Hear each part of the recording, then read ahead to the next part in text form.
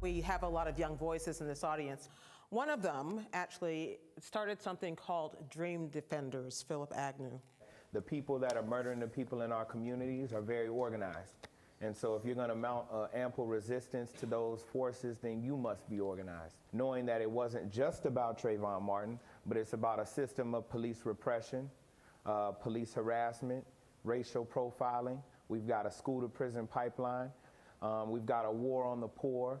We've got a war on immigrant communities. And if you're going to mount a fight against a system that is for 400 years perfected the method of repression of people that look like me, look like us, then you've got to have an organized force to fight against that. Everybody doesn't see the root of the problem. Ross Kaminsky is one of them.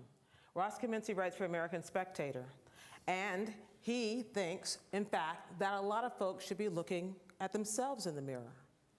I do think that. I want to be really clear on this because I agree with what the mayor of Ferguson said, that middle-class white guys like me haven't lived the African-American life. That said, from what we see on the news, from what we read, there seems to be a real dearth of leadership among African-American young men, especially in their neighborhoods. And the other thing is, if I could react to what Philip said, I get the feeling, I understand this feeling of the system isn't fair, it's biased against us. But then when you start going to this idea, 400 years of repression in a system that's still designed to hurt us and still designed to keep us down, that starts feeling to me like racism against me just because of the color of my skin. My parents weren't here 400 years ago. My family arrived here way after the Civil War. We had nothing to do with it. And I think that a lot of people in the rest of America feel like we're being blamed for things that we didn't cause, and in fact that we would like to help, because we should care. So I never mentioned black, white, or people. I mentioned systems. And so the arrest of Darren Wilson, if it happens, and the conviction of Darren Wilson, if it happens, though the system and the history would tell us that it may not, will not alleviate the problems that are happening here and that are happening around the country. I'm asking for the vote of every African-American citizen struggling in our country today who wants a different and much better future. It's time for our society to address some honest and very, very difficult truths. The Democratic Party has failed and betrayed the African-American community. Democratic crime policies, education policies, and economic policies have produced only more crime, more broken homes, and more poverty. Your president, Donald Trump, is not an American. He's anti-American. He is a Mithra American. And this is a new declaration of independence. I'm speaking for true Americans.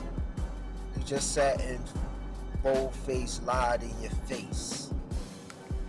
He told you that the Democratic Party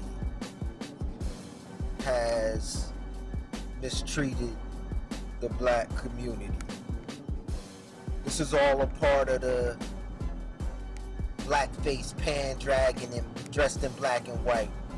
This is all part of the attack, because you might not know this, but it wasn't until the 1980s with George H.W. Bush that the Confederate racist founders of the KKK and Southern Democratic Party, who were the pioneers of slavery all throughout the South, it wasn't until the 80s that they joined the Republican Party in the movement that George H.W. Bush started. So all throughout the 1600s, 1700s, 1800s, when he talks about the Democratic Party not doing right by African Americans, it's true.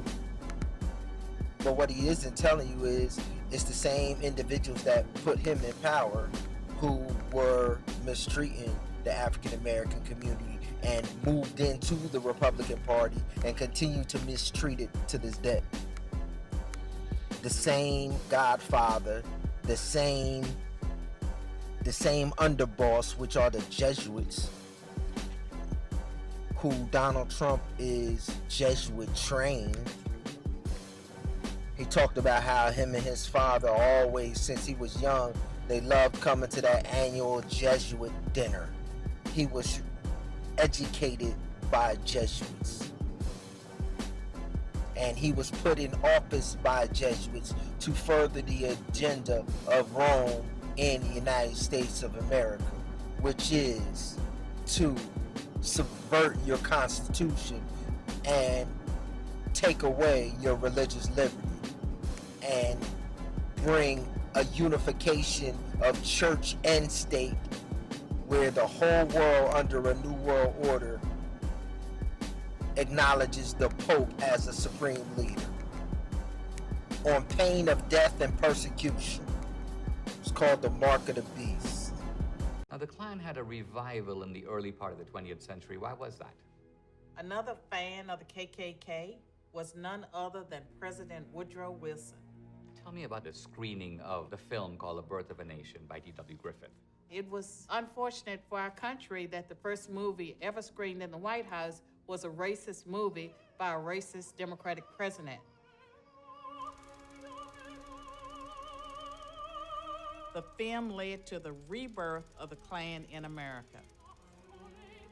The film quoted Wilson. It denounced the Reconstruction era when blacks briefly held office. It depicted blacks, played by whites in blackface, as ugly, vulgar, and uncivilized predators who liked nothing better than raping white women.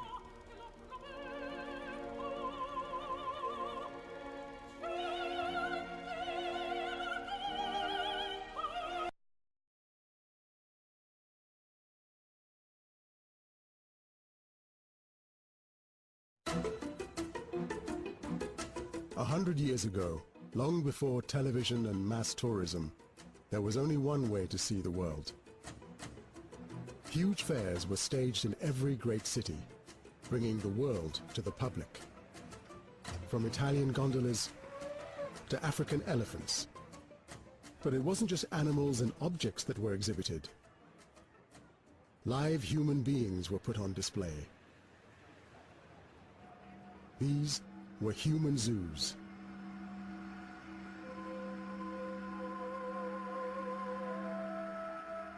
These exhibitions were not meant just as entertainments.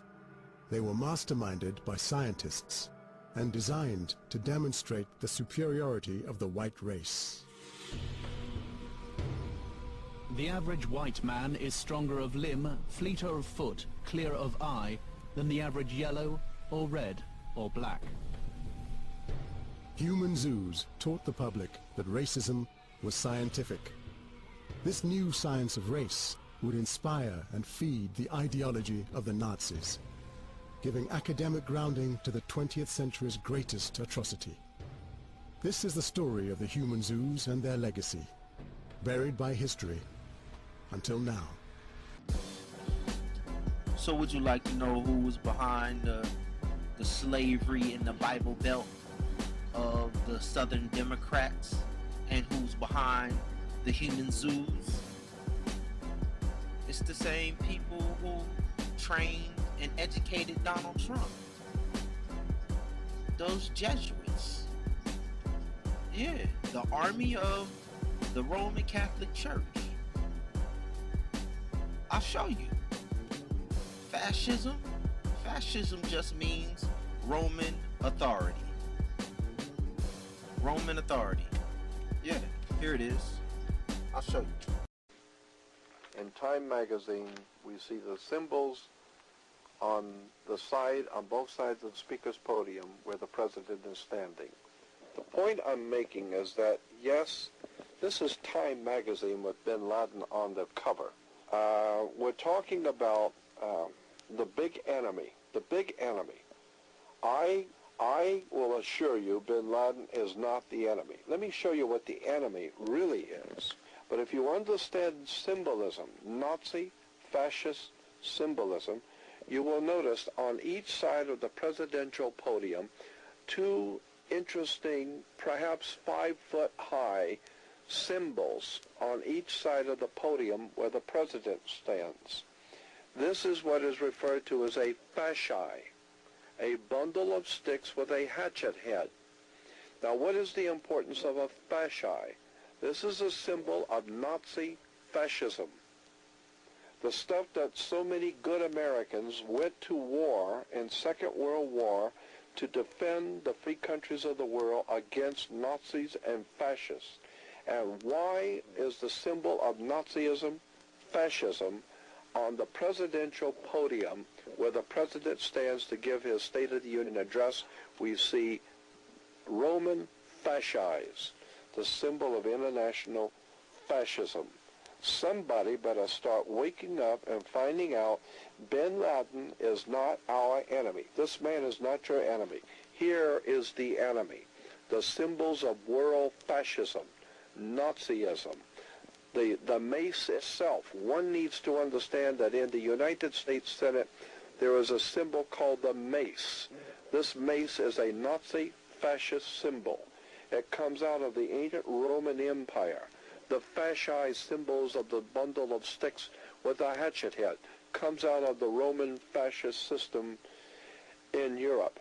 So if we have an enemy, you can bet your bottom dollar here is the enemy. I think before we jump on the bandwagon and believe anything that comes out of Washington, D.C., I mean, we have had over and over and over again proven to us the lies, deception, hypocrisy, the conspiracies against this country hatched in Washington, D.C.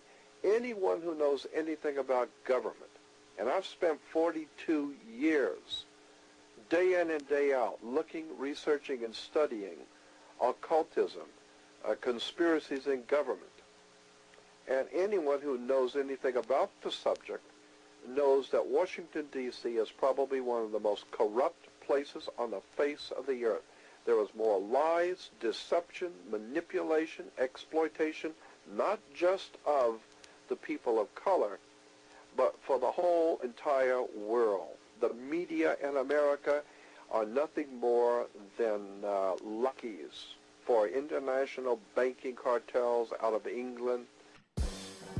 All right, so who is the Pan Dragon that I talked about earlier? The Pan Dragon is Satan. In Roman Catholic churches, they have a statue of Peter. But the statue of Peter is actually Roman god Jupiter. And the Roman god Jupiter in pagan societies represents the pagan god Pan, the god of panic, the god of chaos. Alright, so the Jesuits, Father Timothy Dolan, the Jesuits are the underboss for the Godfather, who is the Pope. And the Pope has been trying to get their hands on the separation of church and state and the Constitution of the United States since 1617, when Martin Luther nailed the 95 Theses and started the Protestant Reformation. They used this structure of Freemasonry and the secret societies of the Illuminati and the Skull and Bones to infiltrate Christianity, Judeo-Christian, evangelicals, Islam, all of the three major religions, all of the religions around the world are infiltrated through Freemasonry, and the Jesuits and the Pope control the whole system. And fascism and Marxism and socialism and all of the things that you were taught that the United States of America was supposedly against, the Jesuit order created them all.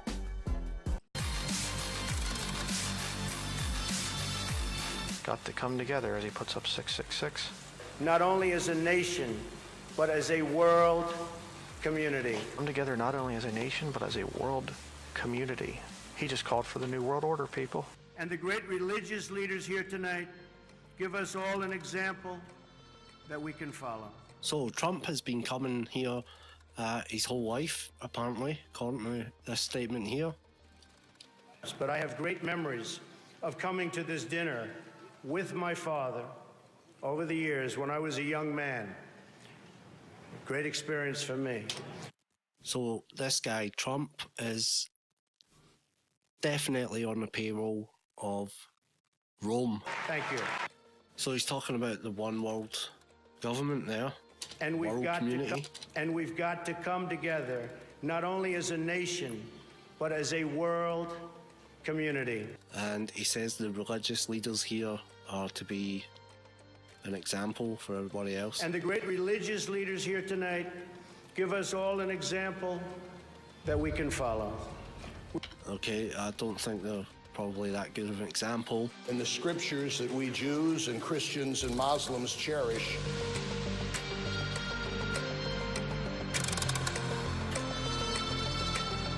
in the scriptures that we Jews and Christians and Muslims cherish,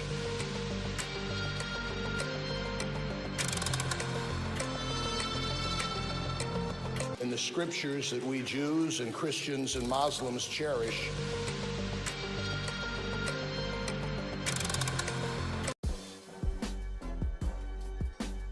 So you have a pope that's a Jesuit, and you have two popes for the first time. Looks like a same-sex couple to me, if you ask me. Pope Francis and Ratzinger. But anyway, so you got a pope that's a Jesuit. Now you got a president that is a Jesuit. And this father, Timothy Dolan, he just spoke to you Masonically. He just spoke Masonically to his brothers of Shriners. He said the scriptures that we Jews, Christians, and Muslims cherish. So let me show you what scriptures Jews, Christians, and Muslims cherish as Shriners. Shriners worship Osiris and Jupiter, the god of death. Shriners perform human sacrifices. That's right, you heard me. He's speaking Masonically. Shriners, if you are a Shriner, you have to commit a blood sacrifice. And he is a Shriner. And he's speaking to all Shriners. And I'm going to show you the oath they take.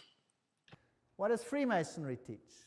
Well, Jesus, the son of Joseph, the Lord, the Messiah, and the apostles, and after, the son of Abdullah, with his law, which is the law of Islam, and the disciples of truth followed the law of Islam. The what? The disciples of truth followed Islam. When Christianity had grown weak, profitless, and powerless, the Arab restorer and iconoclast came like a cleansing hurricane. Wow, the faith of the Arab had become stronger than that of the Christian. This is the true Christian. So Islam is nothing else than Catholicism winning over or defeating Christianity. The Gnostics made a soul descend and ascend through 8 heavens, and each of which were certain powers, blah, blah, blah, morals and dogma. And then notice what morals and dogma writes about. In the ancient doctrine, certain genii were charged with the duty of conducting souls to the bodies destined to receive them. Now, you've heard about the genie in the bottle, haven't you? Arabian Nights, rub the bottle and whoo-hoo, here comes the genie. Now, what are these genii? Now, notice that Freemasonry speaks about genii. This is interesting. It gets exciting. I love this detective work. It talks about a familiar genius. Have you heard of the word genius? It comes from genii. Now, who are these? These genii are the media of communication between man and the gods. Have you got that? This is what Morals and Dogma, Freemasonry says. Genii communicate between man and God. The Jesus Christ of Islam is different to the Jesus Christ of the Bible, and we'll tell you why in a moment. 1 John 22, who is a liar? But he that denieth that Jesus is the Christ. He is Antichrist, that denieth the Father and the Son. We saw how the Catholic scholars changed the Bible to remove Jesus as the sole Savior. Now let me take you to the Quran. This is the Holy Quran with Arabic text, transliteration in Roman script by M. Abdul Halim. This is the international Quran. This is not written about the Quran. This is the real McCoy. I have it. And this comes straight from the explanation by the top theologians on the Quran itself. This is the international version that is used in the United Nations. Let's see what it says. Revitalize humanism. Islam is the message of the Quran. It is perfect and a practical religion of equality, liberty, and fraternity. Where have you heard those words before? French Revolution. Submission to the Supreme Being. Islam also insists upon the fundamental unity of all revealed religions in origin. That's what Freemasonry also teaches. Then they have a section which says with spirits. There has always been a class, generally called rationalists, mainly including philosophers and scientists, who now deny the existence of association, speaking with the spirits. While on the other hand, those usually called spiritualists, mostly including saints and savants and psychics, feel sure of spirits and spiritual experience. At one time or other, much fraud was practiced in the name of spiritualism, and etc., etc. But the Quran affirms the reality and approach between the two old parties is already in sight. So the Quran says spiritualism is fine. What does the Bible say? It's satanic. And there's another class of beings. What's that? Genii. Now where did we read about them? In Freemasonry. Next to angels come genii, who are formed by fire. The well-known Iblis or Satan, this stands straight in this Quran, being the head of this creation. They had close contact with the prophet Solomon. So in other words, Satan is the head of the genii, and the geniuses are the ones like Plato and the others. And then you get devils. These are the bad guys. So genii are not bad, and Satan is their head. Is that not interesting in the Quran? It would appear from the Quran that man is superior to the angels and the genii. They make themselves perfect. Then they talk about 6-day periods, and they talk that we came into existence through evolution. And now let's see about the doctrine of Jesus Christ. This is where we're heading. And of Christ in the Bible and the Quran, but the Quran says Christ was altogether saved from the indignity of the cross. Christ never died on the cross. That's what the Quran teaches. Who also teaches that? Spiritualists, the insiders. Because Christ, remember, didn't die for you. Did you see that Hort taught the same thing? Who translated or created the Greek text for the modern Bibles? He said the same thing, that Christ was spared. And as if by a miracle of likeness, someone else of the same features was crucified by the Jews under illusion. Says the Quran. Verse 157, and they, Jews, said in boast, we killed Christ Jesus, the son of Mary, the apostles of God, in the knowledge of God, but they killed him not, nor crucified him, but it was made to appear to them, and those who differ therein are full of doubts, with no certain knowledge, but only conjectures to follow for a surety. They killed him not. What does that say? Jesus did not die for you. This is satanic occult teaching. Verse 158, nay, God raised him up unto himself, and God is mighty wise, and there is none of the people of the book but must believe in him before his death. So, the Quran is directly against Jesus Christ, and the insiders in the Western world are directly against Jesus Christ, and so the Jesuits. While the Jews claim to have killed Christ on the cross, It is also a cardinal point of faith to the Orthodox Christian churches that Jesus Christ gave up his life on the cross. He was buried after crucifixion. On the third day he rose again, blah, blah, blah. That he met his disciples and was afterwards taken up bodily to heaven. In fact, this is the belief which formed the basis of the theological doctrine of blood sacrifice, vicarious atonement for sins, which is, however, losing its force with the modern age, an age of action and retribution. Isn't that what Hort said? Yes or no? Is there a difference between the Catholic theologians and Islam? Yes or no? None whatsoever. Who is controlling who? God is indignant, says the Quran, explanation here. God is indignant if Christ is believed to be God himself. Christ is not even the Son of God, but only an apostle like several others. The same hatred for Jesus Christ comes out over here as we saw the theologians influenced by the Jesuits reveal. But there is another one. Each of us was presented, along with the Scottish Rite ring, a copy of Albert Pike's book, Morals and Dogma. So you get that when you get to the 33rd degree. We were told that it was the source book for Freemasonry and its meaning. We were also told that it must never leave our possessions and that arrangements must be made so that upon our deaths it would be returned to the Scottish Rite. Fortunately, I didn't have to go through the process, but I have one. I have one. Very useful. Now, what's this got to do with Islam? Now, this is the highest degree of Freemasonry. What happens there? The deadly deception. The Scottish Rite includes 29 degrees beyond the Blue Lodge. Culminating in the 32nd, the York Rite has the equivalent of 29 degrees of the Scottish Rite in advancement along the path that culminates in the degree Knights Templar. So the York Rite culminates at Knights Templar, and the other one is the 32nd degree in the Scottish Rite. Okay? In addition, the shrine. Ancient Arabic order, nobles of the mystic shrine, is available to 32nd degree Masons and Knights Templar who wish to participate. So the highest order is available, those the highest order can become Shriners. The ancient Arabic order, nobles of the mystic shrine, the show army of Masonry. Maintains a very high profile. It is necessary to be a 32nd degree Mason for 6 months before being eligible to join the shrine. Only the highest Freemasons may join the shrine. Now these are most of the prominent Americans, by the way.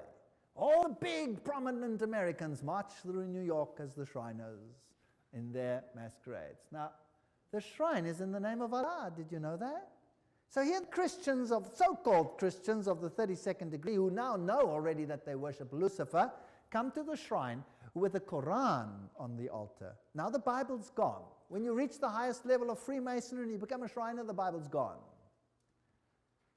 We sealed our solemn oath in the name of Allah, the God of the Arab, the Muslim, the Mohammedan, the God of our fathers. Wow. Is Allah the God of our fathers?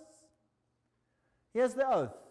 In willful violation whereof I incur the fearful penalty of having my eyeballs pierced to the center with three-edged blade, my feet flayed, and I be forced to walk the hot sands upon the sterile shores of the Red Sea until the flaming sun shall strike me with a livid plague. And may Allah, the God of Arab, Muslim, and Mohammedan, the God of our fathers, support me to the entire fulfillment of the same. Can a Christian make such an oath? Yes or no? Obviously not. So Masonry is nothing other than the ancient mystery religion, and Jesuits are the ancient mystery religion, and Islam is the ancient mystery religion behind the scenes. And who do you think controls it all? Rome. Rome controls it all. So how would you like it if I said that I believe that Islam and Catholicism behind the scenes is one and the same thing? Have you noticed that Catholicism never complains about Islam not allowing evangelism? Because it suits their purpose. It's already Catholicism. But when evangelism is done in non-Islamic countries and it draws Catholics away, whoo, ooh, then you have huge drama. Isn't that interesting? Those are double standards which are hard to understand unless you look behind